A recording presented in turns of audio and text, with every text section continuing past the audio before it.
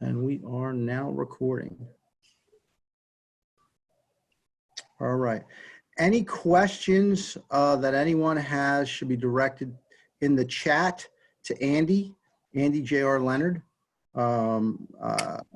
He's a partner here. Okay. So, all right. Welcome, everybody. Today we're going to talk about the law firm method for dominating Google Maps in 2020. My name is Josh Konigsberg. I'm a partner here at Law Firm Marketing Pros. Very excited today to unpack some really cool methods that we've developed for dominating Google Maps. First things first, I'd like to make a quick announcement, and that is to turn off your cell phones, turn off your Facebook, and if you're a lawyer or you own a law firm and you're serious about getting better results in 2020, the next 60 to 90 minutes will change your life. What we're going to cover today includes a brief history of Google Maps, the latest updates with Google Map listings, the 5 biggest issues that could be preventing you from ranking, our proven model for ranking in the 3-pack, the best tools to systematize and automate. We've done all the heavy lifting, okay, and the 2 secret Google hacks to separate you from your competition. And finally, 2 law firm digital marketing traps to avoid. And I know some of you on this call have lived what I'm going to talk about, and that'll be at the very end. Who am I and why should you listen to me? Well, I'm the author of The Ultimate Guide for Digital Marketing for Law Firms, Your Blueprint to Online Marketing Success, and it is available on Amazon, also downloadable on our website. I'm approved for a CLE credit by the Florida Bar for teaching digital marketing to lawyers. Not to read all of this, but I have spoken at the Palm Beach County Bar, and at the very end, you can see highlighted that I've been a guest lecturer at the graduate program at the University of Miami School of Business.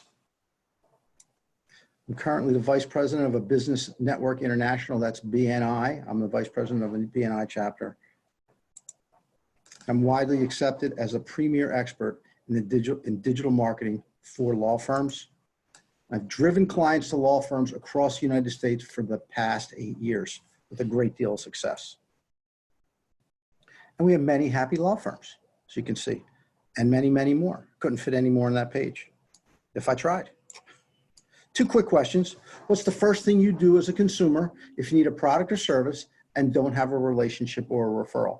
And I don't need to dive into that any deeper than to say we all do the same thing. We go online, and when we go online, we go to Google. The second question I like to ask is, where's the best place to hide a dead body? And the answer is page 2 of Google. And it's a little joke we say in the industry because nobody ever goes and looks on page 2.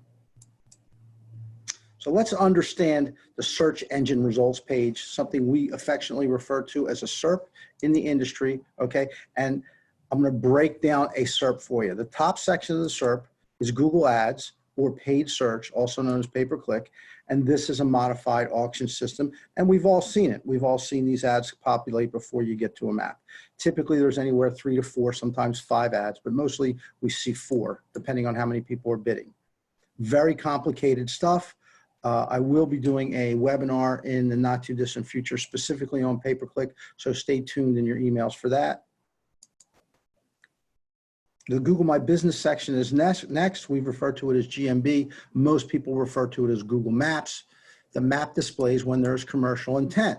And commercial intent would be, let's say, a niche keyword plus a city. So the example I use is best divorce lawyer in Jacksonville, Florida. And that's the section right there. Okay? So we're going to call that GMB. And Google started sneaking in paid ads at the top of that section.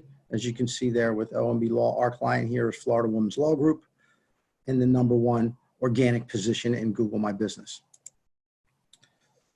And the difference between the two is OMB is paying for a click, and I would guess that keyword, best divorce lawyer in Jacksonville, Florida. Jacksonville is the largest city in Florida, so it's going to be hyper competitive. He's probably, depending upon the day, anywhere from $50, $60, maybe even $75 a click. I've seen them actually much higher. Okay. For Florida Women's Law Group, the clicks are free. So it only makes sense that it's more cost effective and therefore more efficient. The way the algorithm works is like a point scoring system. It uses both positive and negative indicators to determine your overall score for any given keyword search. So think of it like credit. You do things the credit bureaus like, they reward you with points. You do things they don't like, and they penalize you. Google does the same thing. The key is to know what those indicators are and leverage them to your advantage. Below the map, we have the organic section, as you can see here in this graphic. The section outlined in blue is beneath the map. This is a different algorithm than the map. It has some of the same, but also many different factors as GMB, and there is some overlap with some of those factors. One of the big differences, though, is you can rank for cities where you do not have a hard address. So that if you, in this particular case, you weren't in Jacksonville, or you were in Jacksonville and you wanted to rank in St. Augustine, you can rank below the map. However, you get fewer clicks and fewer conversions, and therefore it's not as cost effective. Ideally, you want to differentiate yourself from the competitors. You do not want to be one of these little red dots. You want to be a big dot. You want to be the one they pick first. So where do most searches happen? Well, about this time last year, Google did a survey. 94% of all searches happen on some type of Google property. Okay, we have 69% plus here on Google, another 20% over here on Google Images. Google owns YouTube. There's another almost 3%, et cetera, et cetera. That basically means this, that everybody else has 6% of the market share. So really Google's is it. We all know that anyway. I'm going to talk about a brief history of the Google Maps. What it used to be called, when they introduced it in 2004, it was called Google Local. In 2005, 2006, they changed it to Google Maps. Then they changed it in 2009 to Google Place Pages. And in 2010, they changed it 3 times, Google Places, then Google Pages, then Google Hotspot. 2012, they changed it to Google Plus Pages, and Google Plus Business Pages. One of the big myths that happened at that time is that most business owners who were working and trying to optimize in Google, or if they were hiring an SEO company or a digital marketing agency, they were confusing Google Plus because the consumer Google Plus was Google's competitive response to Facebook. So they thought Google Plus for Business was also a competitive response to Facebook. It was not, and those people were left behind. And it took a lot for them to catch up, and still some of them haven't. We've been doing Google My Business since 2011, 2012. So in 2014, Google My Business was launched. And originally it had 7 listings, what was called the local pack.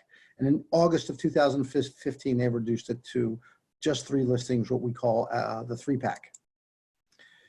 There's a graphic of what it looks like. You don't have to memorize it. There's not going to be a quiz later, but over here is where we started, and this is where we ended up in 2014.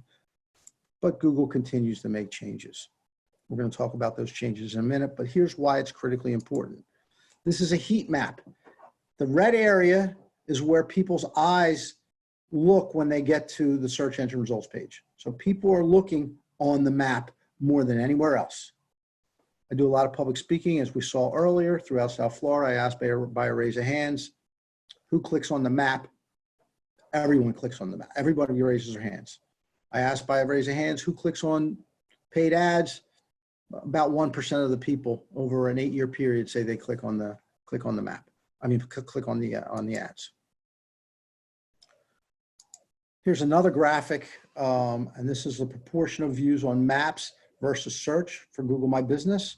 And we can see that 75% of them are looking from a regular search. Map views would be whether they're logging on right into maps from a smartphone. I've actually seen people look over their shoulders and watch people go right to maps to do a search. I was very surprised actually when I saw that, but some people do it. So your clicks by position, this is a great graphic. The number 1 position is here. It gets the most number of clicks, which would make sense. That's over 20%. The number 2 position is at 13.32, and the number 3 position is 13.14. So you can see it drops down from there. It's a no-brainer.